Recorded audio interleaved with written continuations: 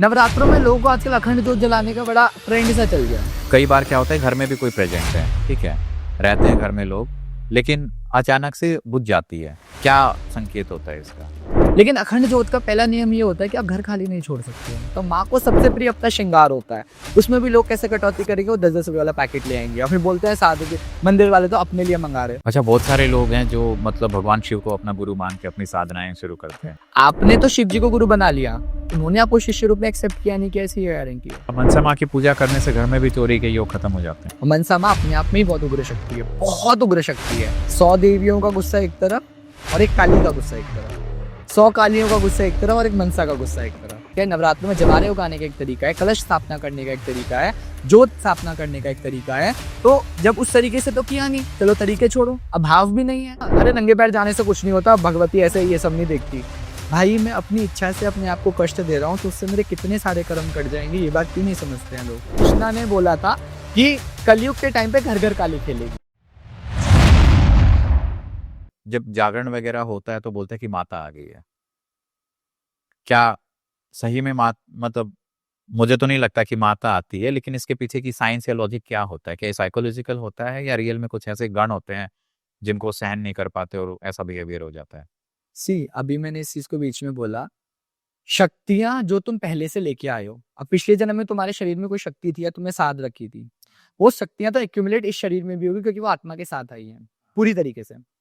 तो जो प्रॉपर तरीके से अभी शक्ति जो इनिशियल आई है, इनिशियल शक्ति का मतलब हो गया जो भी शक्ति पुंज शरीर में है, जो भी शरीर में सदा नहीं है। तो वो जैसे ही ना माँ का ऑरा, जैसे माँ से कांटेक्ट आता है, वो इतनी हाई एनर्जीज आती हैं तो वो कंट्रोल नहीं कर पाते, वो शक्ति एकदम एक्टिवेट हो जाते हैं। तो गुस्सा है, गुस्सा भी तो एक फॉर्म ऑफ एनर्जी है। कुछ लोग ऐसा है गुस्सा कंट्रोल ही नहीं कर पाते, इतने पागल हो जाते हैं, तोड़ेंगे फोड़ेंगे करेंगे वो करेंगे।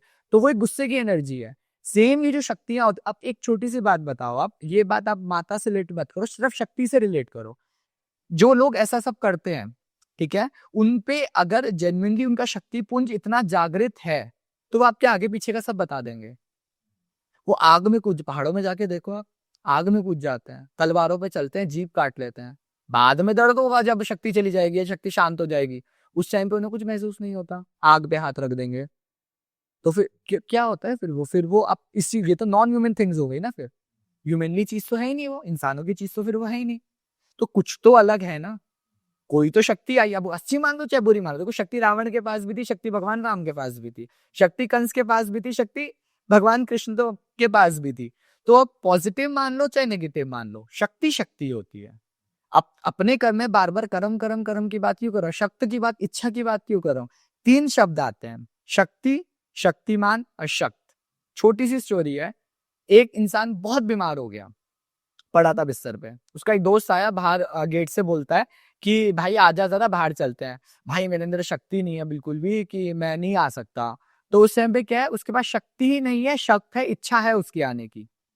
उसके बाद कुछ समय बाद औषधि वगैरह होती है, सब होती है, वो ठीक हो जाता है। तो वो बोलता है कि भाई आ जाओ, चल बाहर चलते हैं, फिर से सेम किस्सा होता है। तो वो बोलता है भाई मेरी इच्छा नहीं है कि तू ही अंदर आ जा। अब उसके पास शक्ति है लेकिन शक्त नहीं है। सब अपनी इच्छाओं की बात होती है। अब सर जो आप बोलते हो कि जागरण में सब आ जाता है, तो सबसे पहली चीज तो सबसे गलत टर्म जो हम यूज करते हैं कि माँ नहीं आती है, माँ की योगिनी आती है। भाई 64 योगिनी में से तुम्हें एक योगिनी का नाम भी पता है?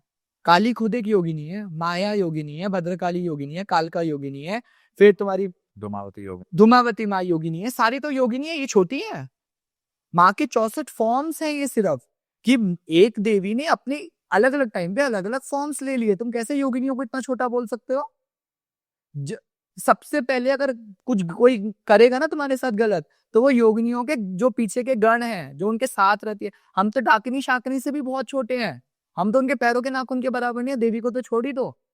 हम तो जया विजया माँ को बोलते हैं, जो माँ की पार्षद है, कि माँ से बात करा देना हमारी। ऐसे सारी चीजें अभी माँ तक पहुंचने की, तो माँ से बात करने की तो हमारी औकात ही नहीं है, हैसियत ही नहीं है बिल्कुल भी। तो चीजें, ये जो सब शक्तिपुंज आता है ना, जैसे पत्थर में हमने शक्तिपुंज को स्थापित कर, हमें पता है वो परमेश्वरी है। जैसे उसमें देवी आ गई, जैसे उसमें देवी की स्थापना करी गई, वैसे अगर शरीर में स्थापना है तो वो उस शरीर के कर्म है, उस शरीर की शक्ति है कि वो कैसे उस चीज को साध के चलेगी। देवी को अगर साक्षात देवी है, बोलो माँ को। अगर किसी को पसंद नहीं है कि माँ ऐसे खुले में आती है, बोलो माँ को, माँ मत आया करो। आओ, अंश दिखाओ, आंखों में आके चली जाओ, पता भी ना चले किसी को आप आए। अगर आपको आना है, देखो माँ तो ममता में ही है, वो तो चाहती है मेरा नाम लिया जा रहा है, वो नाम स्पीकर में हो रहा है, डीजे में हो रहा है, वो ये नहीं देखती है। माँ को ये लगता है कि मेरे को बुलाया जा रहा है। पहले के टाइम पे थोड़ी स्पीकर डीजे हुआ करते थे, पहले मुंह से लोग चिल्ला चिल्ला के गाते थे तो माँ प्रकट हो जाती थी। तो एक तो माँ प्रकट हो रही है, एक तो माँ को तुम खुद बुला रहे हो, माँ जोत पे आ जा, माँ तबले पे आ जा, माँ दरबार में आ जा, आजा आजा। और माँ की शक्ति कोई सी अगर आ गई, फिर तुम उसका निरादर कर रहे हो। तभी तो पूरी तरीके से कल मैं ये कहता हूँ कि आपको नहीं माननी है, मत माना, निंदा मत करो। अगर कोई शक्ति गलत कर रही है, तोड़ना फोड़ना ये सब, भाई तो तुम्हें संभालनी पड़ेगी। वो तो कहते हैं भगवान जिस रूप में आएंगे हम उसे वैसे ही एंटरटेन करेंगे, छोटी सी बात है। लेकिन उसके लिए भी सामने वाला इतना मजबूत होना चाहिए कि वो उसे टैकल कर सके। लोग क्या करते हैं, सीधा बाल पकड़ लेते हैं। भाई तुम्हारे पास इतनी शक्ति थी कि उस बाल, अगर वो मान लो गलत चीज हुई, उस बाल से तुम्हारे ऊपर आगे, फिर क्या करोगे? फिर क्या, तुम्हें तो बड़ा लगा, अरे इतने सारे लोगों में मैंने उसके बाल पकड़ लिए जी, मैं बहुत बड़ा हो गया। गलत है। शांत करो।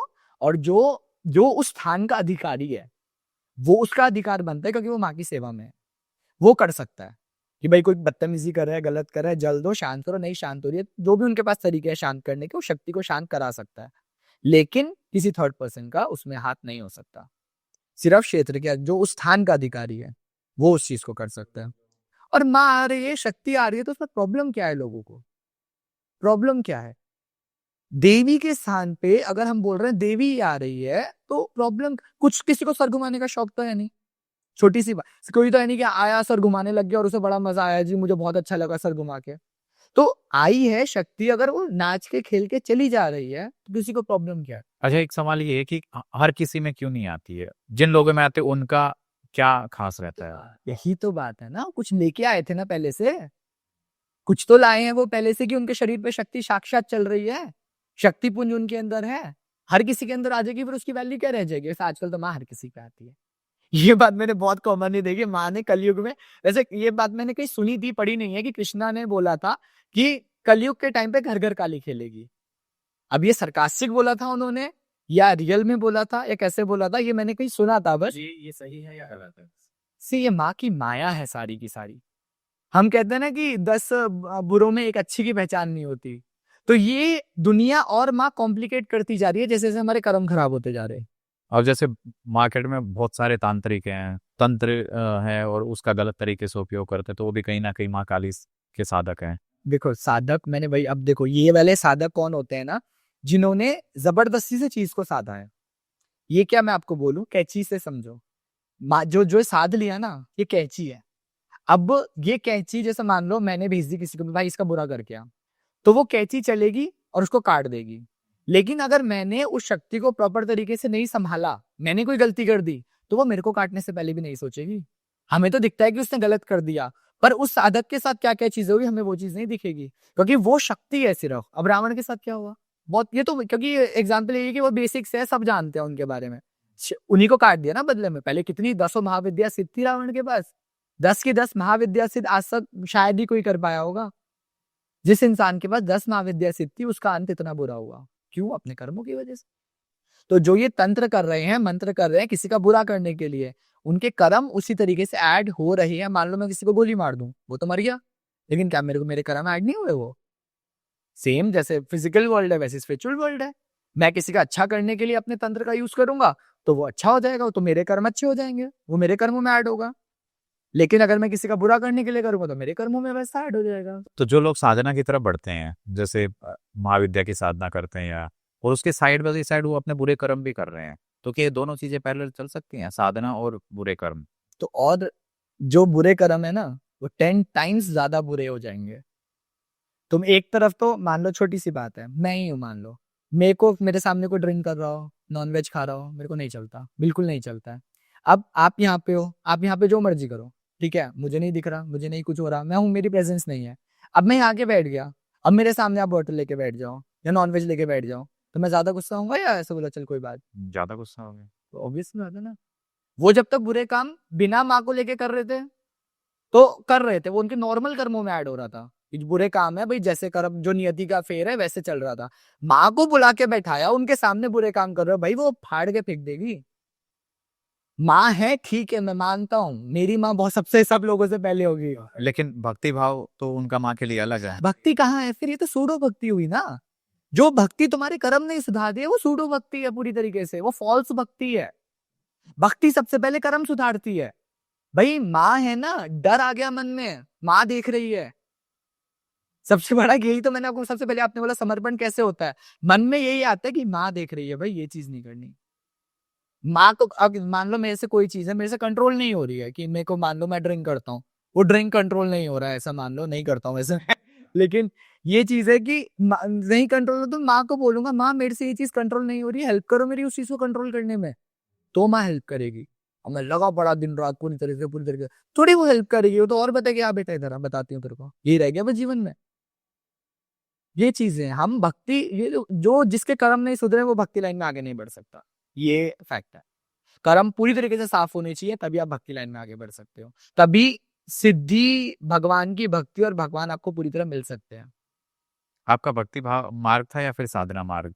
भक्ति मार्ग, भक्ति मार्ग साधना मार्ग में बदल, मतलब भक्ति इस इंटेंस लेवल पे होगी कि वो साधना मार्ग में बदल गई। अब इंटेंस लेवल तो माँ आएगी तो ही बताएगी माँ क्या, मैं अपने बारे में ऐसे कुछ नहीं बता सकता, बस मेरे को जीवन में माँ के अलावा कुछ नहीं दिखता, ऐसे वाली बात है।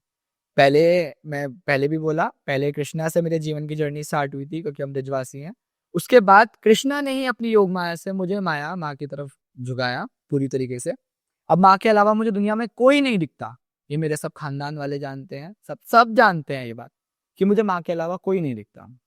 मुझे अल्टीमेटली माँ तक पहुंचना है बस, वो जिस भी फॉर्म में जैसे भी मिल जाए, बस मुझे माँ तक पहुंचना है, और कोई जिंदगी का मोटिव नहीं है। अच्छा, जैसे अभी हम बात कर रहे थे कि ऑफिस में जो मंदिरों की जो स्थापना होती है वो सही तरीका क्या होता है? क्योंकि ऑफिस में क्या है ना कि लिमिटेड रिसोर्सेज होते हैं, ठीक है। भोग खान पान इतना इजीली नहीं हो पाता, क्योंकि घर में तो सुबह सुबह खाना बनता है, शाम को खाना बनता है, ऑफिस के अंदर तो कई बार नहीं बनता है, बाहर से मंगाना पड़ता है, उसकी हाइजीन कैसा रहेगा, क्या आएगा वो भी नहीं है, तो क्या तरीका होना चाहिए? फोटो रख के और भक्ति भाव से फोटो रखो, उसको हर मतलब माला चढ़ा दी आपने, सफाई करो उसकी, अगर रोज नहीं हो सकती तो कम से कम 2-3 दिन में, देखो ये भावना अपने आप आने लगेंगे। आपने फोटो रखी, अब मन में पता है वो फोटो नहीं है, वो मेरी माँ की फोटो है। अब एक होती है आप ये सोचोगे मैंने देवी को बैठाया, देवी की फोटो है, एक ये समझोगे मेरी माँ की फोटो है, तो आप खुद ही भागोगे यार, गंदा हो रहा साफ कर देता हूँ, अरे माला गंदी हो रही झाड़ देता हूँ, ये भाव वाली बात आ जाती है, तो वो अपने आप ही नियम बन जाएगा आपका, किसी भी का भी। सोच लिया ना कि माँ बैठी है, अरे यार ये गंदगी लगी झाड़ देता हूँ फटाफट, अरे 2 मिनट मिले मेरे को, ला फोटो हटाऊं, कपड़ा झाड़ा, दोबारा लगाया, हो गया। तो ये भाव अपने आप आ जाते हैं। और कभी भी जिस जगह पे सेवा नहीं हो सकती उस जगह पे मूर्तियां नहीं रखनी चाहिए, ये यही सही तरीका है। घर में रखो, जितनी सेवा करनी है घर में भी कर सको तो रखो, ये तो मंदिर बहुत है। जिस चीज का नेगेटिव इम्पैक्ट होगा उसका क्या करना है। अब छोटी सी इससे बात आई, नवरात्रे हैं, ठीक है, नवरात्रों में लोगों को आजकल अखंड ज्योत जलाने का बड़ा ट्रेंड सा चल गया, लेकिन अखंड ज्योत का पहला नियम ये होता है कि आप घर खाली नहीं छोड़ सकते हो। कोई ना कोई रहना चाहिए। अब लोग अरे हम नहीं मानते, भाई नहीं मानते तो मत जलाओ ना। जब नियम है कि आप ज्योत को खाली नहीं छोड़ सकते हो, तो आप क्यों अपने बेफालतू की चीजें ऐड ऑन कर रहे हो। माँ ज्योत नहीं जलाओगे तो नहीं मानेगी क्या? आपकी भक्ति से तो मान जाएगी ना माँ, जब दिन रात आप माँ सुबह भी आप माँ की ज्योत जला के जा रहे हो, शाम को भी जला रहे हो आके, तो जरूरी है आपको अखंड ज्योत जलानी है, किसको दिखाना है। अच्छा, जब हम अखंड ज्योति की बात करते हैं तो उसमें भी एक दो सवाल ये उठता है कि कई बार क्या होता है, घर में भी कोई प्रेजेंट है, ठीक है, रहते हैं घर में लोग, लेकिन अचानक से बुझ जाती है, क्या संकेत होता है इसका? सी अब मैं बहुत प्रैक्टिकल बातें करता हूँ, कुछ इस चीज को, ठीक है बुझ गई दोबारा स्टार्ट करो, जला दो। माँ ये यही समर्पण भाव है। आपने अगर पूरी तरीके से उसकी देखरेख कर रहे हो तब वो शांत हुई है, तो माँ के ऊपर, तब माँ जो भी था क्षमा करना करके। लेकिन अगर पड़ी है जोत वहां कोने में, दिन में कोई एक बार देखने भी नहीं आ रहा, संभाल नहीं रहा है कोई, देख नहीं रहा है कोई, भाव नहीं है उस जोत के प्रति कि दिया जल रहा है बस, तो वो खुद ही लुप्त हो जाती है। उसे आह्वान करने का भी एक तरीका होता है। हम तो देख रेख में कर लेते हैं सब, इसको देखा तो कर लिया, उसको देखा तो कर लिया। जब आह्वान करने का एक तरीका है, नवरात्र में जवारे उगाने का एक तरीका है, कलश स्थापना करने का एक तरीका है, जोत स्थापना करने का एक तरीका है, तो जब उस तरीके से तो किया नहीं, चलो तरीके छोड़ो, अब भाव भी नहीं है, क्यों बैठेगी वो आके। माँ क्यों बैठेगी आके बताओ? उसके घर जाएगी ना जो बिल्कुल पागलों की तरह, जैसे तिल का तेल भी इतनी मुशक्कतों से अरेंज किया है कि नहीं माँ आएगी, माँ बैठेगी करके कि मुझे लेना ही है, करना ही है, जैसा भी होगा मैं करूंगा ही। उसके यहाँ जाके बैठेगी ना। ये रईस जादे जो पूरी तरीके से जा रहे 10 किलो गीला होगा, जलती रहेगी अपने आप। ऐसों के घर नहीं आती माँ। भले ही अमीर, ये अमीर गरीब की बात नहीं है, भाव की बात है। अमीर भी बहुत ऐसे होते हैं, माँ तेरे लिए सब तो तेरा ही है, सब तेरे को अर्पण है, तभी वो अमीर से और बढ़ते जाते हैं आगे। कौन से तेल का दीपक लगाना चाहिए? सी डिपेंड करता है। तिल का तेल भी रख सकते हो। सरसों का तेल तामसिक पूजा में यूज होता है जनरली। जो काली माँ के तमस रूप की पूजा करते हैं उनको सरसों का तेल का लगाना चाहिए। अगर सत्व रूप में देखो, अब बजट की बात भी है और वैसे भी बात है, तिल का तेल सबसे बेस्ट होता है जलाने के लिए, अखंड जोत। साथ में आप देसी घी भी यूज कर सकते हो। ये दोनों, देसी घी बिल्कुल ही सात्विक जोत हो गई, पूरी तरीके से वैष्णव जोत हो गई। तिल का तेल सात्विक भी हो गई और एक तरह से तामसिक रूप में, मतलब उग्र शक्ति को भी रिप्रेजेंट करती है। दोनों चीजें, सरसों का तेल का तो पूरे सिर्फ उग्र शक्ति रिप्रेजेंट करती है, तिल का तेल माँ के उग्र और शांत दोनों रूपों को रिप्रेजेंट करती है। तो उसमें आप कौन सा भाव लेके आ रहे हो कि माँ आप इस रूप में आके बैठना, तो माँ उसी रूप में आके बैठेगी। बोलना बहुत जरूरी है। अब बैठने वाली बात है, कोई भी हम व्रत रखते हैं तो लोग कहते हैं ना, भूखा रहने से माँ प्रसन्न नहीं होती। अब छोटी सी बात, आप ये चीज समझो कि हमारे जो कर्म होते हैं, वो कर्म हमें बुरा देते हैं ना, सब चोट लग जाएगी, मन अशांत रहेगा, पेट में गड़बड़ हो जाएगी, यही सब करते हैं। अब मैं अपनी इच्छा से पूरा दिन भूखा रह रहा हूं भगवान के लिए, तो उससे मेरे कितने सारे कर्म कटेंगे ये देखो। मैं जानबूझ के अपने आप को कष्ट दे रहा हूँ ना। अरे नंगे पैर जाने से कुछ नहीं होता, भगवती ऐसे ये सब नहीं देखती। भाई मैं अपनी इच्छा से अपने आप को कष्ट दे रहा हूँ, तो उससे मेरे कितने सारे कर्म कट जाएंगे। ये बात क्यों नहीं समझते हैं लोग? नहीं, देवी को कुछ भी नहीं चाहिए, ये सब हम अपने लिए कर रहे हैं। तुम वैष्णो देवी चाहे नंगे पैर जाओ, चाहे पैदल जाओ, चाहे 1 लाख का चढ़ावा लेके जाओ, चाहे 100, वो क्या ले रही है तुमसे? कमी है उसके पास? पूरी दुनिया तो उसकी बनाई हुई है, सब एक एक पत्ता तो उसका बनाया हुआ है, उसके पास तो किसी चीज की कमी नहीं है। तो वो तुम्हारे खुद के कर्म काटने के लिए तुम वो चीजें करते हो। लोग कहते हैं भाई जो भूखे रहते हैं ऐसे तो उनपे बहुत प्रसन्न होनी चाहिए माँ। वो भूखे एक्चुअली रहते हैं, दिन भर में मुंह में कुछ डाल लिया तो टूट गया उन्हें। और दूसरी बात, अगर आप संकल्प लेके कोई व्रत नहीं रख रहे हो तो वो व्रत बेकार है, पूरी तरह बेकार है। क्योंकि वो तो भूखा रहना हो गया ना। मान लो आज पूरे दिन मैंने कुछ नहीं खाया, तो वो व्रत में काउंट कैसे हो जाएगा? क्यों काउंट होगा? मान लो आज बहुत ही इंपॉर्टेंट तिथि है, जन्माष्टमी की तिथि मान लो, लेकिन मैं सिर्फ भूखा रहा पूरे दिन, तो वो व्रत में क्यों काउंट होगा? तुमने बोला कि मैं व्रत रख रहा हूँ, किसको बताया? नियति को बताया कि आज का मेरा व्रत है, इसे व्रत में काउंट करना। कैसे बताना होता है? संकल्प करना। ये पहले दिन ही होता है नवरात्रि के या फिर उसी दिन? आप जिस दिन नवरात्रि की तो पूजा का पहले दिन ही हो जाएगा, सारे संकल्प लो, मैं ऐसे ऐसे दुर्गा सप्तशती का पाठ करूंगा, जो जो आपको 9 दिन करना है वो सब। ये नियम कोई हार्ड एंड फास्ट नहीं है कि मुझे ऐसे ही संकल्प लेना है। जैसे मान लो मैं निर्जला व्रत का संकल्प लेता हूँ, ऐसे नहीं होगा। आपको संकल्प इस चीज का लेना है कि मैं व्रत कैसे रखूंगा। मान लो मैं खाना भी खाऊंगा, एक टाइम खाना खा लूंगा, तो उसका आप संकल्प लोगे कि मैं एक टाइम पे खाना खा लूंगा। मैं इस बात का संकल्प लेता हूँ कि मैं एक टाइम अन्न ग्रहण करूंगा और बाकी दिन व्रत पे रहूंगा, तो वो व्रत काउंट होगा। पर पूरे दिन भूखा रह के एक टाइम खाना खा के वो व्रत काउंट नहीं होगा। भाव है बहुत ज्यादा तो अलग बात है, वो काउंट होगा, लेकिन नियति को नहीं पता चलेगा ना कि आप भूखे रहे हो या आपने व्रत किया है। तो इसके लिए संकल्प लेना पड़ेगा। और उसमें एक दिन अगर मतलब ऐसा ऐसा तो व्रत में भी लिखा गया है ना, मतलब जो विधि है, नियम है, उसमें भी लिखा गया है ना कि एक समय का भोजन करे। देखो व्रत अलग अलग तरीके के होते हैं। पहला हो गया निर्जला व्रत, जिसमें पानी भी नहीं पीते हो। जला व्रत, जिसमें आप सिर्फ जल लेते हो। फिर फलाहार व्रत, जिसमें पूरे दिन सिर्फ फल खाते हो। उसके बाद फिर आता है जिसमें एक टाइम पे आप कुट्टू का आटा वगैरह खा लेते हो, जो फलाहार में काउंट होता है। फिर एक टाइम आता है एक समचार पहर में एक बार अन्न खा लेते हो। तो वो आपके ऊपर है, आपकी जो पीढ़ियों से व्रत चला आ रहा है वैसे व्रत कर सकते हो। मतलब कुटू का होता है तो फलाहार में काउंट होगा वो। होता है, कह सकते हैं एक तरीके से, पर कोई सेंस नहीं है उस बात का। बट हाँ, क्या कर सकते हैं, काउंट वो चीज है। अच्छा, आपके लाइफ में आपके आसपास लोगों के साथ कुछ मिरेकल्स हुए? ऐसे काउंटिंग ही नहीं है। माँ से रिलेटेड ना मैं बोल रहा हूँ, चीजों की काउंटिंग ही नहीं है। जिस समय पे जिस चीज की जरूरत होती है वो कहीं ना कहीं से अपने आप ही अरेंज करा देती है। इतनी सी बात है हर चीज में। अब तो सच में ये चीज इतनी कॉमन लग जाए, मैं बोल रहा ना, समर्पण वही है कि जब जिस समय जिस चीज की जरूरत है, मैं हूं चाहे मेरे आसपास के हैं, उस समय पे वो चीज अवेलेबल हो गई। और ऐसे होती है कि सोच भी नहीं सकते कि कहाँ से आ गई। बिल्कुल अननोन सोर्स से, ना जान ना पहचान ना कुछ, कुछ भी नहीं, और वो चीज सडनली आपके पास आ गई। ऐसी चीजें तो नेक्स्ट ही लेवल होती है। अच्छा, मंदिर गए हो आप रिसेंटली, या फिर कोई ऐसा मंदिर जहाँ आपका हमेशा जाने की इच्छा होती है? कामाख्या धाम और अंबाबाई महालक्ष्मी, ये दो मंदिर ऐसे हैं जहाँ पे ऐसे मेरा दिल पूरी तरह बसा हुआ है। अंबाबाई, महालक्ष्मी कोल्हापुर, कोल्हापुर। कोल्हापुर में ऐसा कहा जाता है कि आदि शक्ति अगर कहीं पे बैठी है पूरी दुनिया में तो वो अंबाबाई है। तो केवल कोल्हापुर में बैठी है। अगर उस आदि शक्ति को तुम्हें कहीं और बैठाना भी है तो उनका रूप बदलना पड़ेगा, सेम रूप में नहीं बैठ सकती, वो कहीं भी नहीं बैठेगी, ये माँ ने खुद ने बोला है। और काशी और कोल्हापुर को बहुत कंपेयर, लता मंगेशकर जी कोल्हापुर से थी अगर आपको पता हो, तो उनकी आखिरी इच्छा ये थी कि उनका कोल्हापुर में दाह संस्कार हो, जो कोविड की वजह से नहीं हो पाया। तो काशी और कोल्हापुर ये दोनों कंपेयर किए जाते हैं, बहुत बार किए जाते हैं, शास्त्रों में किए जाते हैं, नॉर्मल लोग नहीं करते हैं। और ऐसा बोलते हैं तिल भर भार कोल्हापुर का ज्यादा है, क्योंकि यहाँ पे विश्वेश्वर के रूप में ज्योतिबा बैठे हैं जो शिव जी का फॉर्म है, और वो देते हैं मुक्ति, और भुक्ति देने के लिए अंबाबाई बैठी है। यानी काशी में तो आपको मुक्ति मिलेगी, कोल्हापुर में आपको मुक्ति के साथ भुक्ति यानी भौतिक सुख भी मिलेंगे और आपको उसके बाद मुक्ति भी मिल जाएगी। ये सारे शास्त्र बोलते हैं कि तिल भर भार कोल्हापुर का काशी से ज्यादा है। इसे दक्षिण काशी भी बोला जाता है।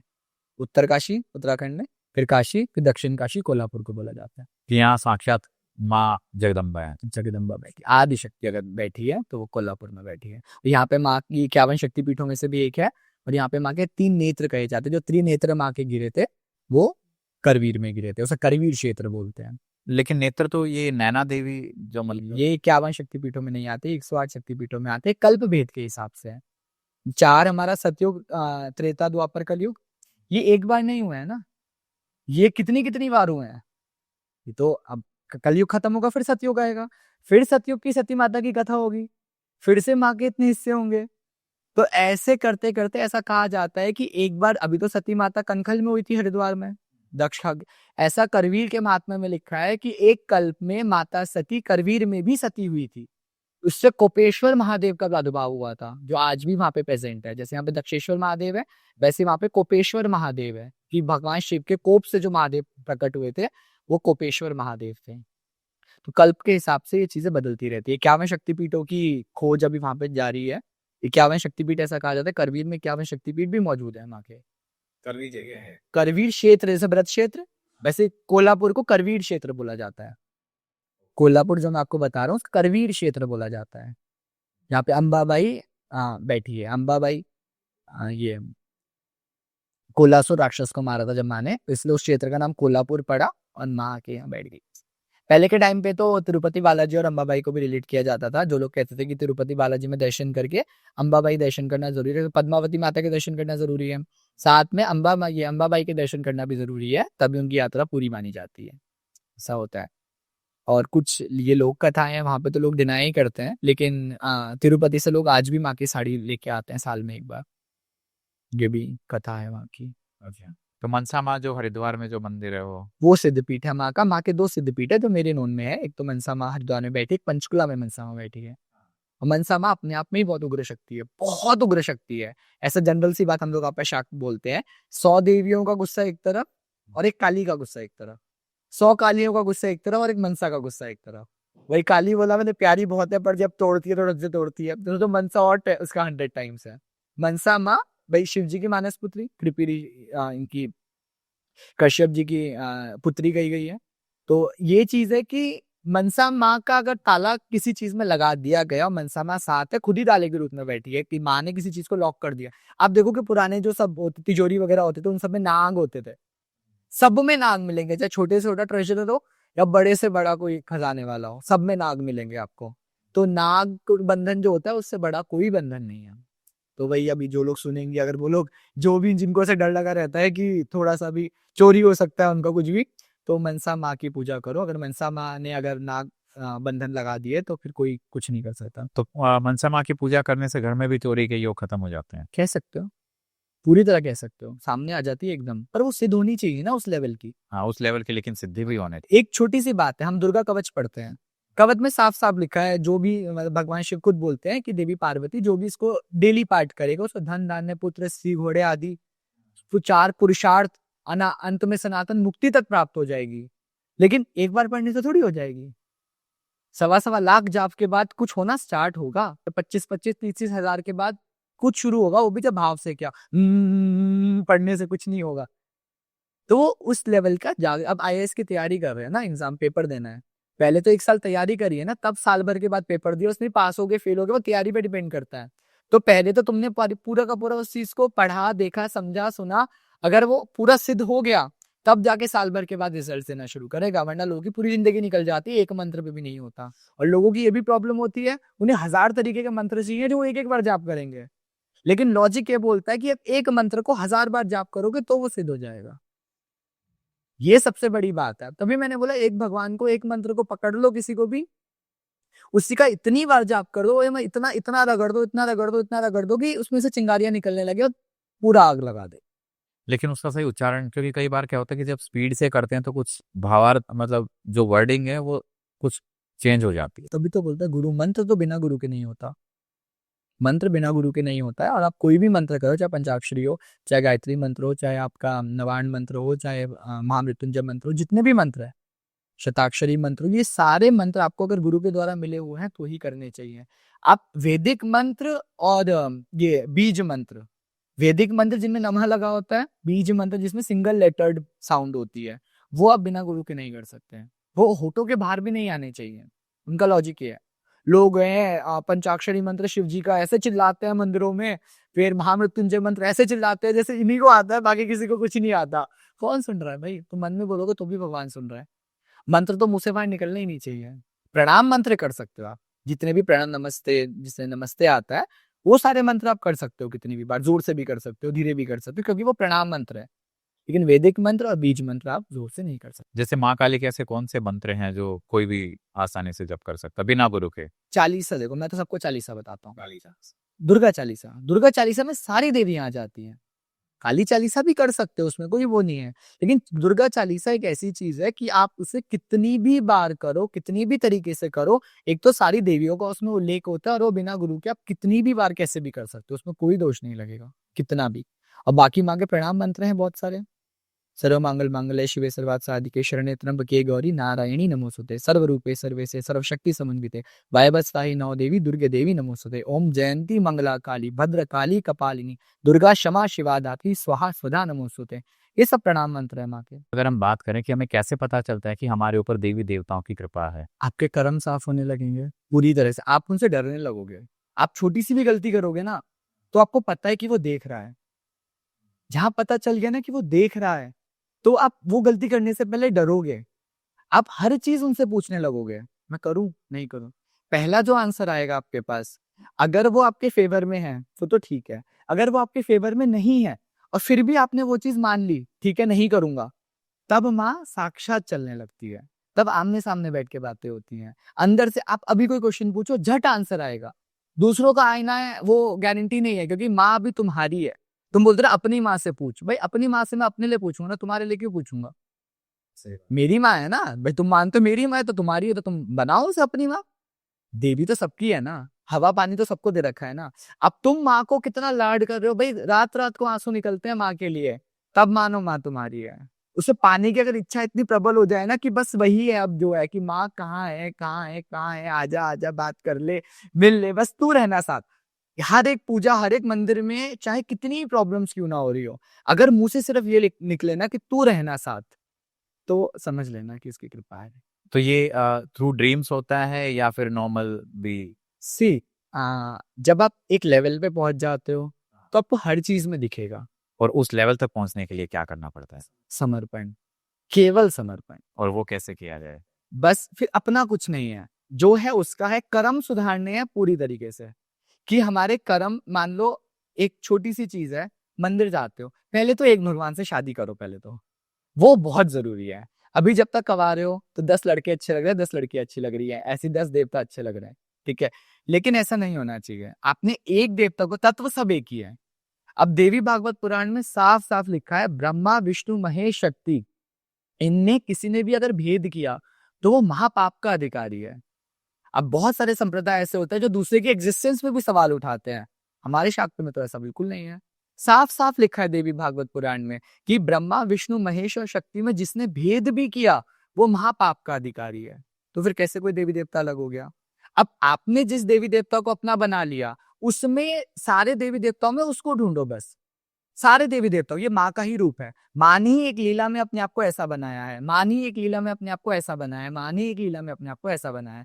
ये तो शाक्त की बात हो गई। मान लो वैष्णव भी है, तो अपने आप को ये मानो महाविष्णु ने ही अपने आप को अलग अलग समय पे ऐसा बनाया है। अब 5 हमारे संप्रदाय कहे गए हैं, शाक्त, वैश्य, शैव, गान तत्व और आर्य समाज। अब हर किसी के अपने जो सुप्रीम गॉड है वो अलग है, वो कल्प भेद के हिसाब से अलग अलग होते हैं। ये कल्प विष्णु का चल रहा है, ऐसा बोला जाता है। तो अगर जैसे हम थोड़ा सा डिटेल में जाए, जैसे जो शैव होते हैं वो भगवान शिव को मानते हैं, वैष्णव भगवान विष्णु को मानते हैं। महाविष्णु बोला जाता है। हाँ, जिसमें भगवान राम और कृष्णा। सी ये तो फिर उनके फॉर्म्स हो गए। अगर हम बिल्कुल सुप्रीम पावर में जाएंगे तो ये जो 5 तत्व है, इनसे दुनिया की एग्जिस्टेंस की बात होती है। जैसे शाक्त है, वो बोलता है देवी से सबकी उत्पत्ति हुई है। जो निराकार फॉर्म था ना, उसे हम लोग देवी मानते हैं। जो वैष्णव होता है वो उस निराकार फॉर्म को विष्णु मानता है। जो शैव होता है वो उस निराकार फॉर्म को शिव मानता है। जो गान तत्व होता है वो उस निराकार फॉर्म को महागणेश मानता है। और जो आर्य समाज होता है वो उस निराकार फॉर्म को सूर्य नारायण मानता है। तो वो बोलते हैं इन्हीं से सारी चीजें निकली हुई है, बाकी सब जो है इनके ब्रांचेस हैं। एक तरीके से आप ऐसा मान सकते हो। तो ये सारी चीजें, लेकिन इनकी पूजा पद्धति फिर अलग अलग होती है, ऐसा है कि जो भगवान शिव को मानते हैं वो फिर भगवान शिव की जिस तरीके से पूजा होती है वो अपनाएंगे, है ना। तो ऐसे में अगर हम शाक्त की बात करें तो शाक्त की दिनचर्या कैसी होती है, किस तरीके का उनका होता है देवी को मानने वाले? जब हम शाक्त की बात करते हैं ना, तो कहते हैं ना देवी सिर्फ भाव की भूखी है, ये कहा जाता है। यही बात पूर्णतः सत्य है। पर इसका मतलब ये नहीं है कि आपके पास लाइक अथाह करोड़ों की संपत्ति है, अब जाके देवी को 10 रुपए चढ़ा के आके बोल रहे हो ले भाई इतना ही भाव था हमारा। श्रद्धा और क्षमता, ये दोनों चीजें बहुत मायने रखती है। अब छोटी सी बात है, किसी के पास 100 रुपए है, वो देवी को 50 रुपए जाके चढ़ाया है, एक सीन है। और एक के पास 10 रुपए थे, उसने देवी को जाके 9 रुपए चढ़ा दिए, तो कौन बड़ा हुआ? जिसे 9 चढ़ा है। तो वही वो भाव की भूख है। तो वो 9 के 900 कर देगी, लेकिन वो 50 के 60 नहीं करेगी। ये भाव की बात है। हम जब माँ का श्रृंगार, माँ को सबसे प्रिय है माँ का श्रृंगार। मैं हमेशा सबको यही बताता हूँ, माँ को सबसे प्रिय अपना श्रृंगार होता है। उसमें भी लोग कैसे कटौती करेंगे, वो 10-10 रुपए वाला पैकेट ले आएंगे और फिर बोलते हैं सादे के मंदिर वाले तो अपने लिए मंगा रहे हो। भाई कोई पंडित पहन के नहीं घूमेगा। चीजें माँ को नहीं चाहिए। ये चीज जो भी हम अपने हाथ से चीजें देवी देवताओं को चढ़ाते हैं, उस चीज के द्वारा हमारे कौन से कर्म कट रहे हैं, ये सब हमारे शास्त्रों में लिखा हुआ है। माँ को श्रृंगार चढ़ाओगे तो तुम्हारे घर में सुख शांति समृद्धि आएगी, तुम्हारे घर की बहुओं का सुहाग बना रहेगा, जिससे तुम अल्टीमेटली बने रहोगे। जब हम भगवान शिव को दूध चढ़ाते हैं, उसका एक अलग मतलब होता है। जब हम भगवान शिव को जौ चढ़ाते हैं या काले तिल चढ़ाते हैं, हर चीज का एक अलग अलग मतलब दिया गया है। पर आजकल क्या है, एक लोटा पानी लेंगे, उसमें 2 बूंद दूध डाल देंगे, भगवान भी बोलेंगे दूध चढ़ाया। तुम किसको धोखा दे रहे हो? किसको धोखा दे रहे हो ये बताओ। आप बोल दो मैंने पानी चढ़ाया तो चल जाएगा कि उसमें 2 बूंद दूध की थी, भगवान उससे ज्यादा प्रसन्न होंगे। पर आप बोलोगे मैंने दूध चढ़ाया 2 बूंद दूध डाल के, तो फिर कैसे भगवान प्रसन्न होंगे बताओ। समर्पण भाव यही है। मान लो अब बजट वाली बात आती है, भाई लोगों के पास इतना पैसा नहीं होता, पैसों की बात हो ही नहीं रही है। भाई मैंने बोला ना 10 में 9 रुपए वाली बात और 100 रुपए में 50 वाली बात। अब 10 वाला अगर 1 रुपए चढ़ाएगा तो उसका 10% गया। 100 वाला अगर 10 रुपए या जितना भी चढ़ाएगा उसका ज्यादा फर्क नहीं पड़ेगा उसका। ये बस एक एग्जाम्पल है। अब मान लो मैं किसी मंदिर गया, बड़े मंदिर में, वहां पे मेरा बजट है 100 रुपए का, कोई चुन्नी चढ़ानी है।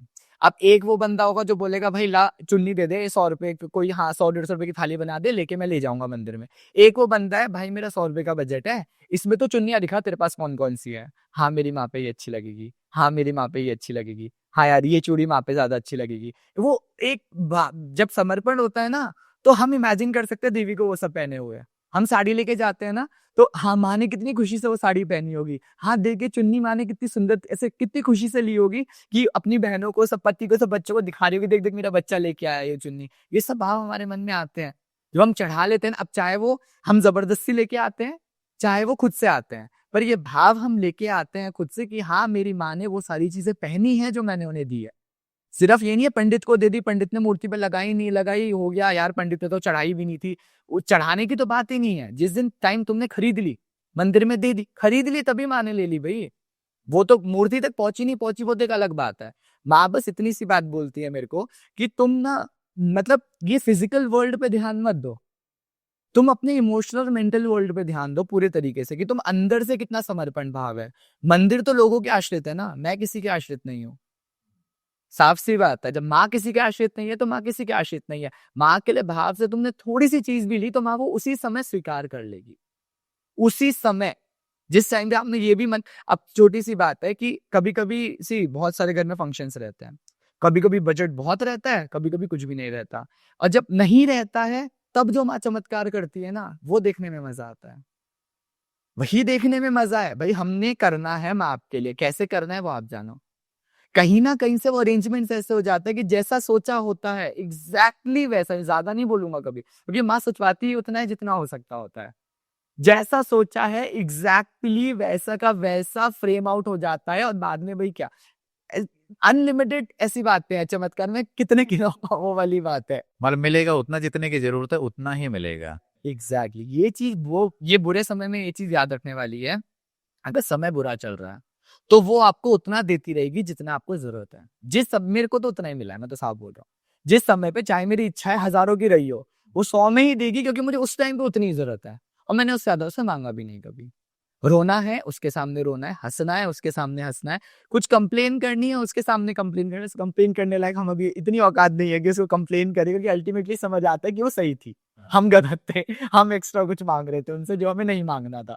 अच्छा, एक सवाल ये आता है कि हमें किस तरफ जाना चाहिए, कि शैव की तरफ जाना चाहिए, वैष्णव की तरफ जाना चाहिए, शाक्त की तरफ जाना चाहिए, ये क्या हमारे भाव से डिसाइड होता है? आप पहले एक्सप्लोर करो सब। जैसे आप यहाँ पे बैठे हो, आप पॉडकास्ट की तरफ आए हो, अब फर्स्ट बिजनेस तो नहीं होगा आपका ये, आपने पहले बहुत सारी चीजें करी होंगी, तब अल्टीमेटली आपने मन बना लिया कि अब मुझे यहीं टिकना है। मैं बचपन से वैष्णव था, हम है भी मथुरा के, ब्रिजवासी हैं हम। मेरे पापा दादाजी पूरा गांव वगैरह सब हमारा मथुरा का है पूरी तरीके से। और बचपन से जो मेरी सेवा होती आई है वो राधा कृष्ण की होती आई है। वो बीच में ऐसा 8th क्लास में था मैं, मेरी ताई जी हैं करके बड़ी मम्मी, तो वो नवरात्र के व्रत रखती थी, और तब मेरे को ना कोई भी व्रत बोल दो 8th क्लास से ऐसा था मुझे रखना ही है। कोई उस टाइम पे क्या बच्चे को क्या समझ है, क्या भक्ति क्या भाव, कुछ नहीं, पर बचपन से ये था, एक तो श्रृंगार का बड़ा शौक था, और व्रत है तो हाँ रखूंगा मैं। मम्मी 9 दिन के लगातार व्रत, नवरात्र के 8th क्लास का बच्चा, स्कूल जाना है, मत रख मत रख मत रख, नहीं मैं तो रखूंगा। तो तब से फिर भी राधा कृष्ण जी से अटैचमेंट वही था। पिछले 5-7 सालों से माँ ने अपनी तरफ ऐसा मोड़ा, ऐसा मोड़ा, ऐसा मोड़ा कि अब मुझे माँ के अलावा कोई भी नहीं दिखता। तो वो ट्रिगर पॉइंट कहाँ कहाँ से? वो खुद से ही आएगा आपको अंदर से। ये कोई ऐसा यू टर्न या टर्न नहीं आएगा कोई कि एल टर्न आ गया।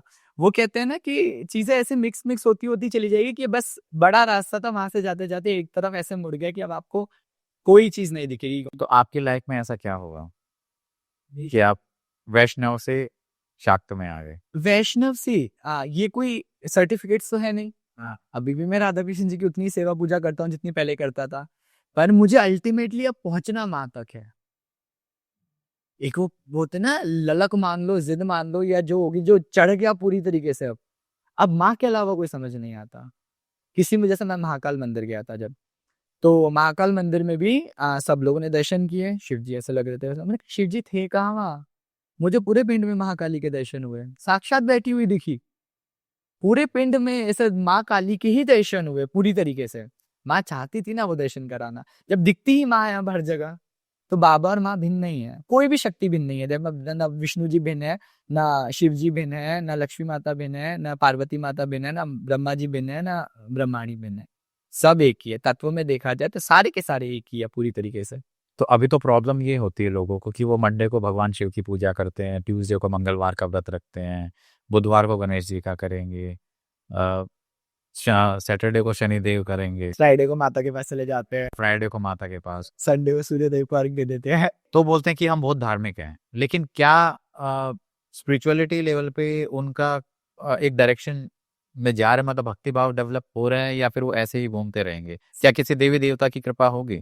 सी इसमें क्या है, जब वो हमारे वार कहे गए हैं ना, ये सब ग्रहों से रिलेटेड है, ठीक है। तो ये जो सब लोग अगर पूरे 7 के 7 दिन कर रहे हैं, तो आपके नवग्रह शांत रहेंगे एक तरीके से। लेकिन आपको अगर एक ये चीज, अगर ये भी चीज आप भक्ति से कर रहे हो ना, अगर भक्ति से करोगे तो अल्टीमेटली उनको भी कभी ना कभी जीवन में एक ऐसा टर्निंग पॉइंट आएगा कि उन्हें भी कुछ ना कुछ मिलने लग जाएगा उस कृपा से। ये एक छोटी सी बात है, आप जहर खाओगे, चाहे जाने में खाओ चाहे अनजाने में खाओ, असर तो होगा। ऐसे ही पूजा पाठ की बात है, वही है, उन्हें टाइम बहुत लगेगा, बिकॉज अभी वो बहुत ज्यादा भटके हुए हैं। तभी कहते हैं जीवन में गुरु का होना क्यों जरूरी है। गुरु का होना इसीलिए जरूरी है कि वो आपको डायरेक्शन देता है कि कहाँ जाना है, कैसे जाना है। इसलिए गुरु समर्पण ना भगवान से भी बड़ा समर्पण कहा गया है। अगर आपने गुरु के प्रति समर्पण कर दिया, अब ये गुरु इंसान नहीं देखा जाता कि गुरु कोई इंसान है, अरे हमसे बड़ा है, हमसे छोटा है, या हमसे ज्यादा नॉलेजेबल है, हमसे कम नॉलेजेबल है। होते हैं भाई बच्चे, भाई मैं पढ़ाता हूँ बहुत टाइम से, मेरे बच्चे ऐसे हैं जो बहुत आगे तक चले गए हैं, लेकिन मैं तो हमेशा से उनका गुरु ही रहूंगा ना। तत्व नहीं चेंज हो, और स्पिरिचुअलिटी में तो गुरु गुरु नहीं होता, इंसान नहीं होता, गुरु एक तत्व होता है। वो जब साथ में लेके जाता है तो गुरु के बिना मोक्ष नहीं मिल सकता। जिस इंसान जो बिना गुरु बनाए मरा है इंसान, उसको कभी मोक्ष नहीं मिल सकता। तो उसके बाद गुरु मंत्र नहीं है, मंत्र के बिना मोक्ष नहीं है। अच्छा, बहुत सारे लोग हैं जो मतलब भगवान शिव को अपना गुरु मान के अपनी साधनाएं शुरू करते हैं। वो बहुत गलत चीज है। आप इनिशियली, मैंने भी ऐसे ही किया था। मैंने इनिशियली भगवान शिव को ही अपना गुरु बना के चीजें स्टार्ट करी थी, क्योंकि जब तक नहीं मिला था, जब तक माँ की आज्ञा नहीं हुई थी गुरु बनाने की। तो अगर आप सी भक्ति और साधना बहुत अलग अलग चीजें हैं। अगर आप भक्ति के तौर पे कोई चीज कर रहे हो तो आप जो मर्जी करो, माँ उससे प्रसन्न रहेगी। लेकिन अगर आप उसको साधना के तौर पे कर रहे हो कि मुझे इससे शक्ति मिलने लग जाए, या मुझे इससे लाइक कोई पावर्स मिलने लग जाए, या मेरा ऐसा तीसरा चक्र खुल जाए, या बॉडी के चक्रास एक्टिवेट होने लग जाए, या मैं आसपास की चीजें देख सकूं, लोगों की पूछा देना स्टार्ट कर दूं, तो वो पूरी तरीके से खत्म कर देगी। अब एक छोटी सी बात है, आपने तो शिव जी को गुरु बना लिया, उन्होंने आपको शिष्य रूप में एक्सेप्ट किया नहीं, कैसी गारंटी है? आपने तो बना लिया, चल फिजिकल है, फिजिकल गुरु तो बोल देगा नहीं भाई जा, मैं मुझे तेरे को शिष्य नहीं बनाना। उन्होंने तो आपको उन्होंने तो भाई वो थोड़ी बोल रहा, मैंने थोड़ी बोला था तेरे को तू कर। वो तो एटलास अगर आप उन्हें ब्लेम करोगे शिव जी को, मैंने बोला था कि तू मेरा शिष्य है, मैंने तेरे ऊपर हाथ रखा। जब तक गुरु का हाथ सर के ऊपर नहीं है तब तक तो चीजें कुछ नहीं हो सकती ना। या तो फिर पूरी तरीके से वो आपको एक्सेप्ट कर ले, सपने में बता के जाए हाँ भाई मैंने तेरे को एक्सेप्ट कर लिया, तब, या ऐसे आपको इंडिकेशंस दे कि हाँ उन्होंने आपको एक्सेप्ट कर लिया, तब भी आप भक्ति लाइन में जा सकते हो। सिद्धि में आप तब भी नहीं जा सकते हो। छोटी सी चीज है, सिद्धि करनी स्टार्ट कर दी, या कोई भी मंत्र कहता है बिना गुरु के नहीं करना चाहिए। मेरा एक छोटा सा मानना है कि अगर आपने मंत्र मान लो करने स्टार्ट भी कर दिया, बिल्कुल सही तरीके से करते आ रहे हो, कोई बात नहीं, गुरु नहीं है कोई बात नहीं, एक टाइम के बाद आके तो मंत्र जागृत होने लग जाएगा ना, आपकी थर्ड आई स्टार्ट होने लगेगी, देखना आपको आगे पीछे कर, वो कौन संभालेगा फिर? आप तो पागल हो जाओगे। जब कोई संभालने वाला ही नहीं है तो संभालेगा कौन उस चीज को फिर? और एकदम से कोई बोलेगा नहीं नहीं अब मैं गुरु बना, वो क्यों हाथ डालेगा भाई? गलती तुम्हारी, अब तुम ऑलरेडी इतने उसमें आ चुके हो, केस होगा कोई तो शुरू से स्टडी करना पड़ेगा ना। और जो बच्चा बिल्कुल इनिशियल लेवल से जुड़ा हुआ है, तो गुरु को पता है कि मुझे इससे इस टाइम पे ये साधना करानी है, तो उसको वो फलीभूत होगी। अब फर्स्ट क्लास में बच्चा नहीं है, पढ़ाई करनी है उसको 12th क्लास की। आजकल सारे सारे बच्चे ऐसी है, ये साधना बता दो, वो साधना बता दो। ये साधनाओं में घुसोगे तो फिर आपको एक फिजिकल गुरु चाहिए जो खुद उसमें उतना परिपूर्ण हो। खुद परिपूर्ण नहीं है तो भी वो आपको घुमा के रख देगा। इसलिए कहते हैं जो आपका रोल मॉडल है ना, उसको अपना गुरु बनाओ कि मुझे इसके जैसा बनना है, कि ये मेरा ये है ऐसा जिसके जैसा मैं बनना चाहता हूँ, कि मुझे इसमें वो सारी क्वालिटीज दिखती हैं। और पूर्णतः समर्पण मतलब पूरा समर्पण गुरु के प्रति हो जाएगा, तभी भगवती की प्राप्ति हो सकती है, अपने इष्ट की प्राप्ति हो सकती है। अगर आपने गुरु से धोखा किया, सेम गुरु का भी होता है आजकल, गुरु अपने शिष्यों से ज्यादा धोखा करते हैं। जरा सी कोई बात बुरी लग जाए वो शिष्यों की बैक बाइटिंग करने लगेंगे। भाई कितने केसेस देखे हैं मैंने ऐसे, कि शिष्य अरे वो तो ऐसा कर रहा था, वो तो वैसा कर रहा था। तो शिष्य दोष भी बहुत बड़ी चीज है। ऐसे गुरु को भी कभी मोक्ष नहीं मिल सकता। गुरु को लगता है मैंने शिष्य बना लिए, क्योंकि ऐसा कहते हैं अगर किसी के शिष्य बनने स्टार्ट हो गए, किसी ने मंत्र दे दिया ना, तो उस गुरु को मोक्ष मिलेगा ही मिलेगा। पर उसमें भी बहुत सारी कैटेगरीज आ जाती हैं फिर, कि अब भाई अब बैक बैक कर्म तो जोड़ो ना आप अपने, मोक्ष जब मिलेगा मिलेगा, पहले अच्छे बुरे कर्मों का हिसाब करके जाओ। अब के लोग कहते हैं भाई कि गंगा जी में कूद गए तो मोक्ष मिल जाएगा, कोई गंगा जी मोक्षदायी नहीं है, ठीक है मिल जाएगा मान गए, लेकिन जो सुसाइड करने से तुम्हें जो ब्रह्म हत्या का पाप लगा है वो तो पहले भोगोगे। वो तो एंड की बात है, मोक्ष मिलना तो सबसे एंड की बात है। पाप पुण्य जब पूरी तरह खत्म हो जाएंगे तब मोक्ष की बारी आएगी, वो भी जब तुम्हें कोई हाथ पकड़ के ले जाएगा तुम्हारा इष्ट, तभी मोक्ष मिलेगा। अब गंगा जी में कूद गए, ठीक है तुम्हें गंगा माँ ने ले लिया, मर गए, तुमने वहां प्राण त्याग दिए। अब जो तुमने पहले पाप पुण्य किए पहले तो उसका हिसाब करोगे, उसके बाद जो ये ब्रह्म हत्या तुमने इंसान खुद को मारने वाला पाप किया है तुम उसका हिसाब करोगे, उसके बाद देखी जाएगी मोक्ष मिलेगा। उससे पहले ही भगवान ऐसे ना नियति ऐसा फंसा देती है कि वापस से तुम आओगे, अगर ऐसी योनि मिलेगी तुम और ज्यादा पाप कर लोगे। कहते ना यार ऐसे तो हमारे करना भी नहीं चाहते थे, हो गया। कितने पाप तो ऐसे होता है ना कि इंसान करना ही नहीं चाहता फिर भी हो जाता है, तो वो नियति जबरदस्ती करा। तो जो लोग सुसाइड करते हैं उनके साथ क्या होता हो? बहुत बुरी प्रेत योनि मिलती है। वो तो आप कितना ही तर्पण मार्जन कर लो, कितना ही आप पिंडदान कर लो, उसका वो प्रेत योनि ऐसी होती है कि आप उस चीज से बाहर नहीं निकल सकते जल्दी से, जब तक आपके घर में कोई भगत पैदा ना हो जाए। ये अकाल मृत्यु में कंसिडर होता है ना? नहीं, अकाल मृत्यु तो आना बहुत ही रेयर चीज है। ये ना अकाल मृत्यु मतलब अगर मैं दो लोगों की बात करूं कि एक एक्सीडेंट मतलब जा रहा है, गाड़ी फिसल गई या कुछ भी हो गया, बाइक पे था, डेथ हो गई उसकी, और दूसरा वो है जिसने घर पे सुसाइड कर लिया, तो दोनों का आफ्टर डेथ क्या हो सकता दुर्गा सप्तशती में लिखा है अकाल मृत्यु का मतलब वो होता है जो गलत चीज से मरते हैं, जैसे कार एक्सीडेंट हो गया, जल के मर गए, पहाड़ी से गिर के मर गए, ये एक्सीडेंटल डेथ्स को हम अकाल मृत्यु बोलते हैं। लेकिन वो समय से पहले नहीं हुई है, वो बानत था कि उसी टाइम पे वो चीज होनी थी। सुसाइड भी उसी मोमेंट पे उसी पल पे ही होगा। ऐसे समय से पहले मृत्यु तो ऐसे हद से हद बड़े से बड़े पापी का होता है कि जो जिन्होंने पाप में अति ही कर दियो, पर ऐसा नहीं होता, समय से पहले मृत्यु नहीं हो सकती। ये 95% केसेस होता है, समय से पहले मौत नहीं आ सकती। कहते हैं ना शरीर पूरा कट जाएगा, हाथ पैर सब कटे होंगे, सिर्फ दर्द बचा होगा, फिर भी सांसें चल रही होंगी, तो अकाल मृत्यु नहीं, ये कंसेप्ट नहीं है। अकाल मृत्यु का मतलब ये होता है जो गलत चीज से मरे, एक्सीडेंटल डेथ हो गया, सुसाइडल हो गया, पहाड़ी से गिर गए, कुचल गए, दब गए, इसे कहते हैं अकाल। क्योंकि इनके इतने बुरे कर्म रहे होंगे पहले कि उसके हिसाब से ये मौत इस समय पे ऐसे आनी थी। जो सुसाइड किया है वो इच्छा की बात हो गई। जो शक्ति की बात आती है ना, जो शक्ति इच्छा से यूज करी गई है, उसका आपको ब्रह्म हत्या का पाप लगेगा, क्योंकि आपने एक चीज ऐसी चीज को खत्म किया है जिसको आपने बनाया नहीं था। तो वो प्रॉपर तरीके से प्रेत योनि ही मिलेगी उसे, ये फिक्स है। बहुत कर्मकांड करने के बाद अगर आपको उससे मुक्ति मिल जाए तो मिल जाए, लेकिन वो प्रेत योनि मिलनी ही निश्चित है, जिसमें ना खाना मिलेगा ना पानी मिलेगा, पूरी तरह मुक्ति के लिए सिर्फ भटकते रहोगे आप। अगर आप बहुत पावरफुल हो, आपके जैसे आपने बहुत साधनाएं वगैरह करी हैं पहले, तो जल्दी से कोई पकड़ नहीं सकता। फिर ये होता है भोग पे चलाई जाती हैं चीजें, वो अलग लेवल में चली जाएंगी उसके बारे में बात नहीं करते हैं। तो ये इन दोनों डेथ का ये फर्क है। और अगर किसी के घर में साधक पैदा हो जाए तो क्या होगा उनके? अब वो पॉजिटिव साधक होना चाहिए, ऐसे कहते हैं कुल्लों को ताड़ देता है। कोई चीज उस साधक के हाथ से जितनों का भी तर्पण होगा, जितनों का भी पिंडदान होगा, वो पिछले पूरे कुलों को भी तार देगा और वो आने वाले बहुत सारे कुलों को तार देगा, अगर वो सही ज्ञान देके जाएगा तो। अच्छा, जब हम साधक की बात करते तो ना वैसा नहीं। साधक दो, भगत और साधक। भगत मतलब जिसने भक्ति से भगवान को पाने की चेष्टा करी है। भक्ति से गारंटी नहीं है कि भगवान मिल ही जाएंगे। साधना ऐसी चीज है जिससे भगवान जीते जी मिल जाते हैं, तो इसलिए उससे गारंटी होती है कि भगवान मिल ही जाएंगे। छोटा सा एग्जांपल लो, मैं ज्यादातर बच्चों को बोलता हूँ दुर्गा चालीसा का पाठ करो, वो अपने आप में परिपूर्ण है। परिपूर्ण मतलब परिपूर्ण है। अब कुछ लोग क्या है, दिन में 2 बार दुर्गा चालीसा का पाठ कर रहे हैं, वो कर रहे हैं, तो वो भक्ति हो गई। अब कुछ लोग क्या है, संकल्प लिया है मैं 21 दिन में 21 बार पाठ करूंगा, डेली जैसे भी करूंगा, वो एक मतलब आपने टाइम पीरियड को बांध दिया, साध दिया उसे, तो वो साधना में आ गया एक तरीके से।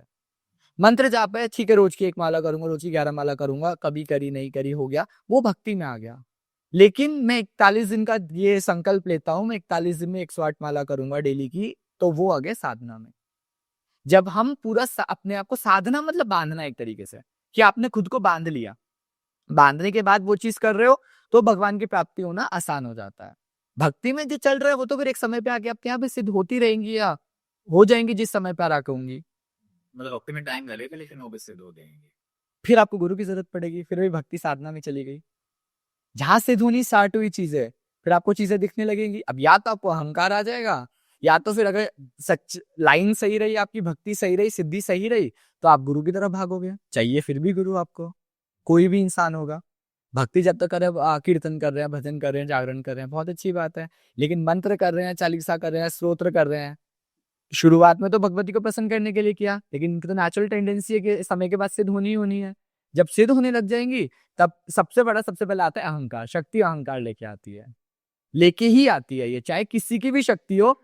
हाँ, ये ह्यूमन टेंडेंसी है कि अगर शक्ति आ गई, और हर साधक को लगता है उसकी खुद की शक्ति देवी है, भले ही वो अभी स्टार्टिंग हुई हो, एक ऊर्जा पुंज स्टार्ट हुआ हो शरीर में, लेकिन हर साधक को लगता है कि उसकी जो शक्ति है वो देवी तत्व तक पहुंच गई।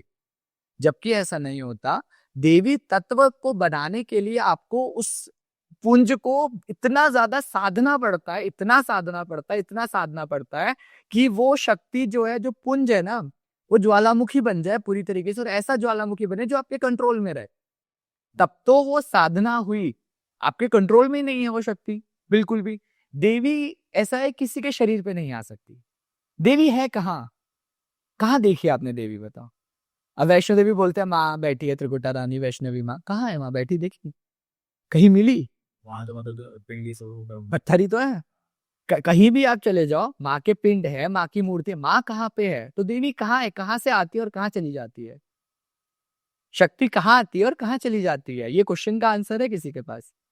हम बोलते देवी नहीं आ सकती, भाई नहीं आ सकती देवी, तो अपने धाम में बैठी है। और धाम में भी कहाँ बैठी है देवी, कौन से धाम में बैठी है? कैलाश में भी लोग चढ़ चुके हैं ना, 1 या 2 क्लाइंबर्स तो कैलाश पर्वत के भी हो गए, मिले भगवान शिव से। उसके लिए भी तो एक लेवल चाहिए होगा ना, ऐसा नहीं कि हर कोई यही तो बात है ना, तो वो तत्व है ना, शक्ति एक तत्व की बात हो गई ना, शक्ति लिमिटलेस भी है और शक्ति लिमिटेड भी है। अग्नि की बात करो आप, यहाँ पे दिया जला के रख दो, वो आग है तो आग ही, आग के अंदर शक्ति जलाने की है। तो अभी यहाँ पे वो लिमिटेड उतनी सी ही, उतने रूप में उसे पता है कि हमने इतनी सी बत्ती लगाई है, वो इतनी ही जलेगी। अब मैं यहाँ पूरी लकड़ी लगा दूं, उसमें पेट्रोल लगा दूं, उसमें आग लगा दूं, तो वो असीमित शक्ति हो जाएगी, तो पूरा भस्म कर देगी। वो भी आग है, वो भी आग है। तो शक्तियों को पता होता है कि हमें किस चीज में कितना प्रवेश, कितना है उस शरीर में प्रवेश। कोई भी शक्ति हो गई, अब किसी के शरीर में शक्ति का अंशपुंज आया, वो अभी इतना नहीं बड़ा हुआ है कि उस अंश को संभाल सके, तो इस वजह से बॉडी बहुत ज्यादा रिएक्ट करने लग जाती है। बॉडी, भाई अपना सर, जो भी हम सब देखते हैं वो हम बहुत चीजें देखते हैं, तो बॉडी रिएक्ट बहुत ज्यादा करने लग जाती है। लेकिन वो धीरे धीरे धीरे धीरे जब उन शक्तियों को हम साधते हैं ना, तो वो बॉडी बिल्कुल नॉर्मल होने लग जाती है, पूरी नॉर्मल हो जाएगी आपको वो बॉडी। फिर आप, असली शक्ति पता है क्या है? ऐसे बैठ के बात करके चले जाए, आपको पता भी ना चले कि शक्ति बात करके गई है, इंसान नहीं था। वो होता है शक्ति को असलियत में साधना। तो देखो एक छोटी सी बात है, अभी आपका स्टूडियो है, यहाँ पे आपने कोई मंदिर बनाया हो ना बनाया होगा तो छोटा सा बनाया होगा, सो भगवान की फोटो रख दी होगी, उसके कोई रूल्स रेगुलेशन नहीं है। लेकिन अगर यहाँ पे आके आप भगवान की, माँ की एक मूर्ति स्थापित कर दो, पंडित को बुलाओ, मूर्ति स्थापित कर लो पूरी तरीके से, तो अब क्या सिर्फ वो मूर्ति रह जाएगी? आपको फिर उसके में आपको लाइक जो आपका दिनचर्या उस मंदिर को लेके अभी है, वही सेम तब भी रहेगा?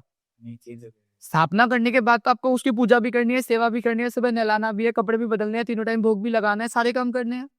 तो जब किसी शरीर के अंदर देवी अंश का स्थापना हो, देखो देवी अंश तो हर किसी के अंदर, शक्ति के बिना तो कोई बोल भी नहीं सकता, चल भी नहीं सकता, देख भी नहीं सकता, शक्ति के बिना तो कोई कुछ नहीं कर सकता। अगर वो शक्ति जागृत हो गई, जागृत हो गई, तो काम कम नहीं हो गया, अब उसका काम जीवन में बढ़ गया बहुत ज्यादा। कोई भी गलत कर्म करेगा, पता है अंदर ही बैठी है, अंदर से लाफा लगाएगी, खिंचा के लगाती है, जैसे प्यार से भी नहीं समझाती, प्यार से एक बार समझाएगी, 2 बार समझाएगी, नहीं समझ आ रही है तो उठा के फेंकेगी पूरी तरीके से। और अगर तुम्हारी शक्ति तुम्हें नहीं डांट रही है, मार रही है, मतलब वो अभी उस लेवल तक पहुंची नहीं है। अभी उस शक्ति को इतना जागृत करो, कि इतना ज्यादा जागृत करो कि तुम सबसे पहले तो तुम्हारे घर की चीजें ठीक करे। कोई भी ह्यूमन बॉडी, अगर हमने यहाँ पे आए हैं तो हमारा कुछ ना कुछ बुरा कर्म रहा होगा, तभी मृत्यु लोक में आए हैं। कुछ अच्छे रहे होंगे कि माँ मिल गई, भाई मैं तो साफ कहता हूँ, हमारे कुछ बहुत अच्छे कर्म रहे होंगे कि हमें माँ मिल गई। ये तो पता नहीं, माँ का ऐसा आभार है, इतना है कि पता नहीं क्या छोड़ के आए थे पिछली बार, जो इस जन्म में माँ ने खुद से मिला दिया। तो जब माँ मिल गई है ना, तो उसके प्रति हमारी जिम्मेदारियां बढ़ गई हैं, कम नहीं हुई हैं। थोड़े से शक्ति पुंज में इंसान सोचता है कि हाँ मेरे पास तो देवी है देवी, कोई उसमें डाउट नहीं है। जो देखो कि जिस देवी देवता को मानोगे, उसी की तो एनर्जी प्रचंड हो जाएगी आपके अंदर। जिसको भी कहते हैं ना, उसी का रूप आने लगता है पूरी तरीके से। अब कुछ को क्या होता है कि जिसको पूज रहे हो उसका रूप आएगा, और कुछ लोगों में क्या होता है, जिसका रूप आएगा उसको पूजने लगते हैं। और वो रूप पहले कैसे आ गया जब पूजा ही नहीं? तो वो जो तुम पहले छोड़ के आए थे वो कंटिन्यू होगा। हाँ, सब छूट जाता है, स्पिरिचुअलिटी नहीं छूटती, आपकी साधना नहीं छूटती, कभी भी नहीं छूटेगी। पाप पुण्य सब मिलेंगे, ऐसा नहीं है पाप पुण्य छूट जाएंगे शरीर से, लेकिन साधना भक्ति नहीं छूटेगी, जितनी छोड़ के आए थे। तो जब कोई बंदा भक्ति करता, भक्ति भाव से करता है, धीरे धीरे उसका एक पॉइंट आ जाता है कि वो भक्ति करते करते एक साधना ही बन जाती है उसकी, है ना, गुरु है नहीं उसका। तो ऐसे में ये थोड़ी ना है कि सीधा मान लो देवी की भक्ति कर रहा है वो, तो कुछ ऐसी शक्ति आ जाएंगी जो उससे संभाली नहीं जाएंगी। अब अचानक से वो गुरु कहाँ ढूंढेगा? तो उसने तो भक्ति भाव से पूजना स्टार्ट किया, है ना। जैसे अभी हम बात कर रहे हैं, मैं अगर क्वेश्चन को थोड़ा सा और रिफ्रेम करूं, कि हम बात कर रहे थे कि जैसे जैसे भक्ति के बाद एक ऐसा लेवल आ जाएगा जो साधना में कन्वर्ट होनी है, क्योंकि वो साध लेगा उन चीजों को। लेकिन साधने के बाद जो शक्ति आएगी उसको संभाल ही नहीं पाएगा, उसको तो पता नहीं है, वो तो भक्ति भाव से ही पूज रहा है। तो क्या ऐसा होगा कि माँ उससे पहले गुरु से मिला देगी उसको? बिल्कुल, यही तो मैं बोल रहा हूँ, भक्ति का मतलब क्या है? भक्ति में तो माँ है ना साथ में। भक्ति में तो साक्षात चलेगी ना वो साथ, वो अपने आप मैंने क्या बोला कि मैंने क्या अपने अपने बारे में क्या बताया था कि मैंने ऐसा समर्पण कर रखा है, चलूंगा भी उसकी इच्छा से। करना कुछ काम तो बहुत दूर की बात है, चल 2 कदम भी रखना है, घर के बाहर भी निकलना है तो उसकी इच्छा से निकलना है। जब हम उसकी इच्छा का इतना मान रखें तो उसे पता है ना हमारे लिए क्या सही है, क्या गलत है। भक्ति से साधना, एक होती है जबरदस्ती वाली कि मैं 21 दिन निर्जला रह रहा हूँ, मुझे दर्शन दो। हाँ, या 41 दिन के अंदर मैं ये कर लूं। बस, तो मुझे दर्शन दो, तो फिर वो परीक्षा लेगी, आप इस लायक हो कि नहीं हो। लेकिन मैं बचपन से ही करता आया हूँ, माँ तेरा ही तो हूँ, बचपन से तो तेरा ही हूँ, आगे दिखा क्या करना है, किसके पास जाना है, क्या करना है, कैसे करना है, तो लेके जा। लोग ऐसे मिलते हैं ना कि अचानक से मिल जाते हैं। सारे लोग मेरी लाइफ में तो सब अचानक से मिला है, कोई भी मेरे को ऐसा नहीं मिला मैंने प्लान किया हो यार इससे बात करनी है, कभी भी नहीं हुआ ऐसा। चाहे छोटे से छोटा बात हो, एक घर में अभी हमारे पेंट का काम चल रहा है, वो बंदा भी हमें बिल्कुल अचानक से मिला है, सोचो। एक स्क्रैप वाले के थ्रू, वो भी मैं रोड से आ रहा था, वो जा रहा था, मैंने उसे रोका, स्क्रैप दिया, एवं जाते जाते पूछ लिया कि भैया कोई पेंटर हो तो बताना। और आपको पता है जो बाकी पेंटर्स कॉस्ट बता रहे थे, उससे हाफ में काम कर रहे हैं वो लोग, लिटरली हाफ में। तो किस बात की टेंशन है? भक्ति से साधना इसलिए आसान होता है क्योंकि माँ खुद मिलाती रहती है कि अब तुझे इसकी जरूरत है, समय लगता है। साधक क्या करते हैं, मुझे सब अभी चाहिए, मुझे आज ही करना है, मैंने 40 दिन किया, बस माँ अब मेरी ऐसे कर दे कि मुझे सबका दिखने लग जाए, मैं सबकी पुच्छा देने लगूं, या मेरा ये ऐसा काम हो जाए वैसा हो जाए। होगा ऐसा नहीं, नहीं होगा। लेकिन आपने उस चीज के बदले कुछ मांग लिया, वो नलीफाई भी हो गया, फिर ये भी याद रखो। आपने जो उसके मांग लिया ना उस चीज के बदले, तो वो नली, हम तो ये कहते हैं माँ तेरी प्रसन्नता के लिए कर रहे, तुझे जो देना है दे, नहीं देना तेरी इच्छा। ये फर्क होता है। तो देवी माँ तक पहुंचने में कितना समय लगेगा? कोई समय नहीं होता, एक दिन में मिल जाती है, अगर उसके लिए आंसू आने लगे। अगर भाव अच्छा है, पुराने जन्म में उन कुछ साधनाएं या कुछ भक्ति अधूरी रह गई है, तो बहुत जल्दी मिल जाती है। और अगर किसी का सब कुछ जीरो उसको स्टार्ट करना है, तो जितना भाव रखेगा उतना जल्दी। बस देखो, भाव से मिलेगा नाम, नाम से मिलेगा गुरु, गुरु से मिलेगा मंत्र, और सारे देवी देवता मंत्र के अधीन है। तो ये बात मैं कैसे कहता हूँ, एग्जाम्पल से बताता हूँ। अब तो चलो मूर्तियां बननी स्टार्ट हुई, आप जितने हजार हजार साल पुराने मंदिर देखोगे, सब में माँ की पिंडियां हैं, मूर्तियां कहीं नहीं है। अब माँ की भी, अब उज्जैन की बात करते हैं, गढ़कालिका में भी माँ की पिंडी है, और काल भैरव में भी बाबा की पिंडी है। ये किसने डिसाइड किया कि उस पिंडी में माँ की शक्ति बैठेगी और उस पिंड में बाबा की शक्ति बैठेगी? ये कौन डिसाइड करता है? ये तो अपने आप ही डिसाइड होता है। कैसे? स्थापित ही तो किए हुए हैं। हाँ, मतलब किसी सिद्ध साधक ने, या तो वहां पे कुछ चमत्कार हुए होंगे जिससे स्थापना हुई होगी, या कुछ माइथोलॉजिकल रेफरेंस होगा कि वहां पे किसी पर्टिकुलर देवी ने किसी राक्षस का वध किया होगा, या ऐसी चीजें होंगी वहां पे। स्थापना वाली बात होती, जब ये स्थापित हुए शुरू में, ठीक है, माँ ने बता दिया ये मेरा स्थान है। माँ ने स्थान, जैसे ये श्रीधर जी को बताया था, वैष्णो माँ मेरा स्थान है, ये 3 देवियां यहाँ पे हैं। अब सिर्फ 3 देवियां हैं करके नहीं होगा, उनकी पूजा पद्धति तो फिर देवी के हिसाब से स्टार्ट हुई ना। मंत्र, जो मंत्रों का उच्चारण हुआ वो देवी के हिसाब से हुआ। काल भैरव में जो मंत्र का उच्चारण हुआ वो बाबा के हिसाब के, बाबा के मंत्रों से हुआ। वैष्णो देवी में नीचे पिंडियों में माँ के सारे मंत्र हुए। ऊपर जो है भैरव जी, उनका भैरव के हिसाब से हुआ। हनुमान जी की पिंडी में हनुमान जी के हिसाब से हुआ। सारे देवी देवता मंत्र के अधीन है। अभी हमें घर में, मान लो मैं छोटी सी शिला लेके आऊं पत्थर की, अब उसमें कौन से देवी देवता आएंगे, कौन डिसाइड करेगा? मंत्र ही तो डिसाइड करेंगे। तो सेम चीज, वाइब्रेशन पूरी मंत्र से चलती है। आपको लोग कहते हैं ना हमने समर्पण कर दिया अब हमें कुछ नहीं करना, ऐसा नहीं होता। समर्पण आपको ज्ञान देगा पूरी तरीके से कि अब हमें आगे क्या करना है। ये नहीं है हाँ हमने तो समर्पण कर रखा है, ठीक है हम सही कर रहे, तो अभी उनका करवाई नहीं रही वो कुछ। भाई वो कुछ नहीं करेगी तो तुम्हारे कर्म कैसे बनेंगे? अगर सब कुछ वो तुम्हें हाथ पकड़ के कराने लगेगी तो तुम्हारे कर्म कहाँ जाएंगे फिर? ये तो वही वाली बात हो गई भाई। फिर वही वाली बात है, एक चीज बोलते फिर मैं नियति को क्या जवाब दूंगी? भाई नियति जो ये पूरी दुनिया संभाल रही है, ठीक है तुम मेरे चहीते हो, मानती हूँ, लेकिन है तो हो तो तुम भी इसी में बंधे हुए ना। बंधन थोड़ी खोल दूंगी तुम्हारा मैं कि ठीक है मैं तुम्हारी 99% क्लास टीचर्स है, मान लो स्कूल में कोई बच्चा बहुत फेवरेट होता है, जैसे मैं बहुत फेवरेट रहा हूँ, तो बहुत जगह टीचर्स हेल्प कर देते हैं, बट इसका मतलब थोड़ी एग्जाम में भी फर्जी लिखवा देंगे मेरा। वो तो मुझे ही मेहनत करके करना पड़ेगा ना। समर्पण का मतलब ये होता है कि अब मेरी मेहनत बढ़ गई है और भगवान के प्रति, कि अब जो उन्हें पसंद है मैं वो करूंगा बस। उसके अलावा नहीं। और फिर भी मेरे से कोई गलती हो रही है तो भाई तो समर्पण है, तो आपकी हेडेक है, वो मेरी नहीं है भाई। देखो मैंने तो वही सब किया ना जो आपको पसंद है। मैंने ऐसा कुछ नहीं किया जो मैं अपनी भी इच्छा नहीं रखी ना आपके सामने। मैंने सब वो किया जो आपको पसंद है। उसके बाद भी मुझसे कोई गलती हो गई, या तो मुझे सुधार लो, मुझे बता दो, नहीं तो फिर भाई वो आपकी हेडेक है, फिर वो मेरी हेडेक बिल्कुल नहीं है। फिर वो मेरे कर्मों में मत जोड़ो, उसे अपने कर्मों में जोड़ो।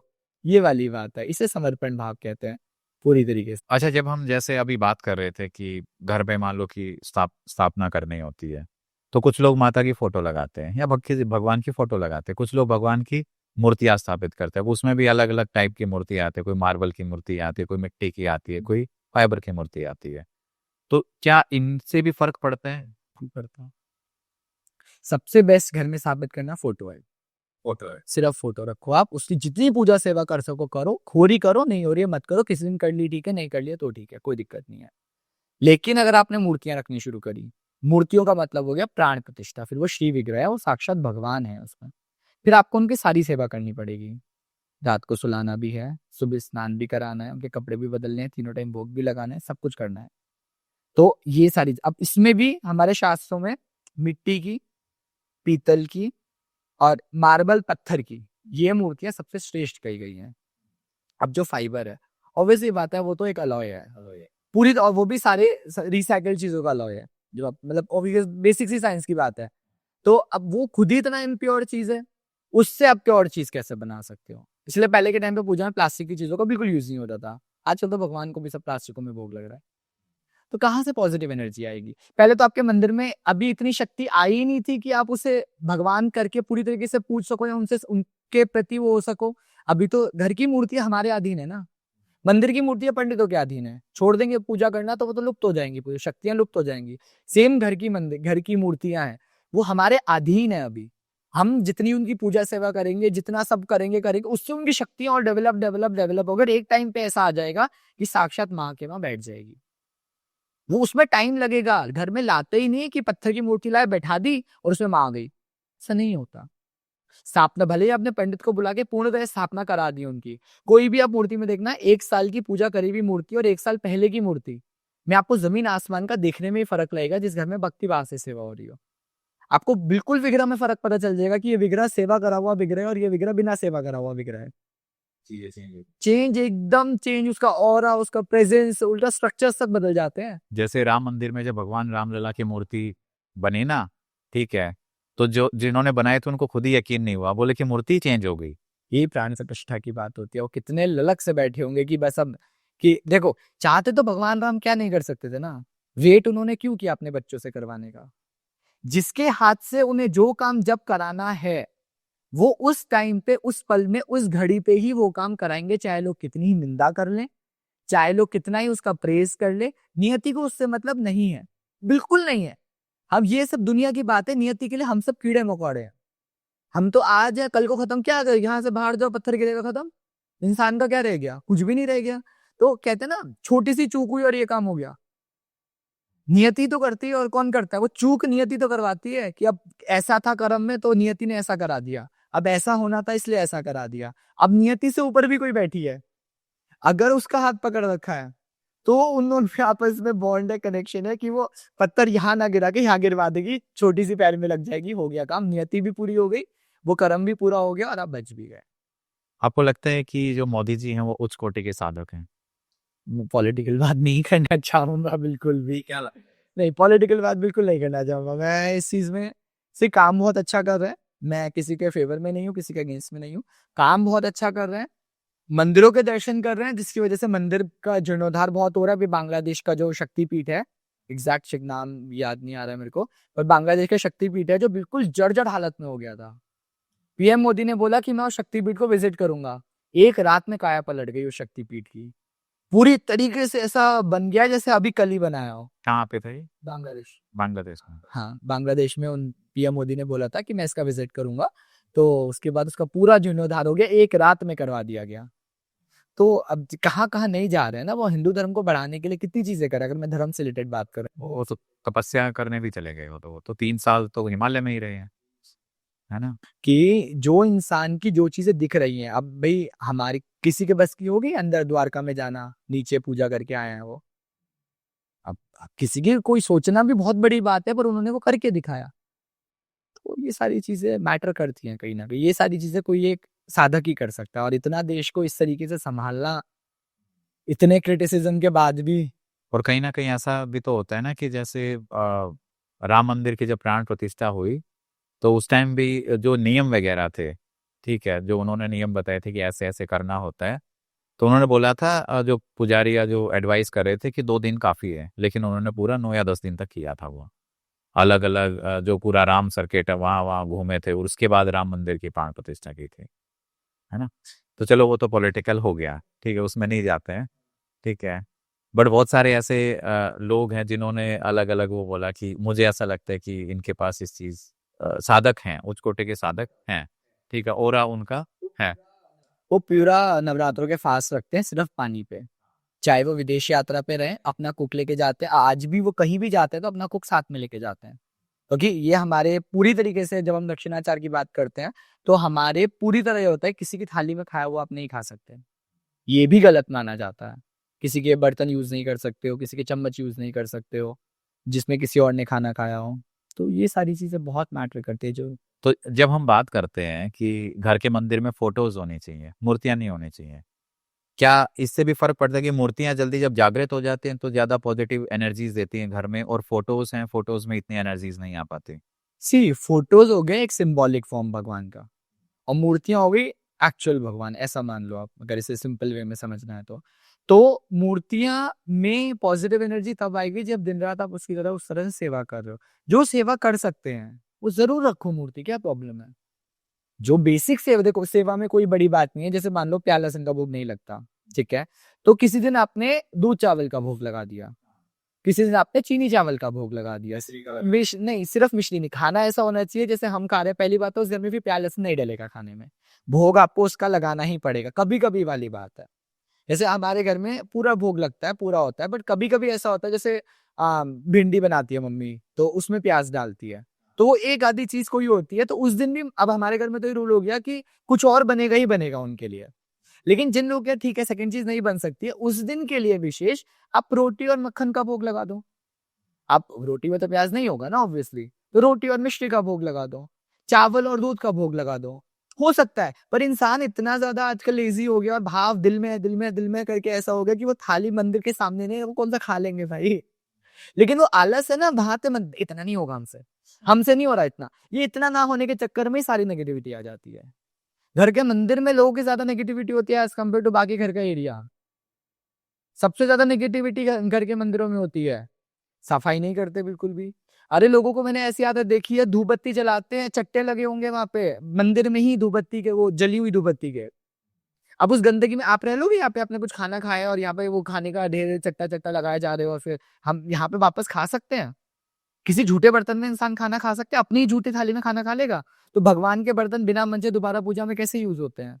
जो हम धूप दान कर रहे हैं, दीप दान कर रहे हैं, ये भोग ही तो है भगवान का। तो तुमने दिया जलाया, बस ऐसे साफ किया, दूसरा दिया जला दिया। कितने कितना घिन सोच के भी घिन आती है। आप झूठी थाली में आप खाना खा लोगे? झूठे दियों में आप जोत कैसे जला सकते हो दोबारा?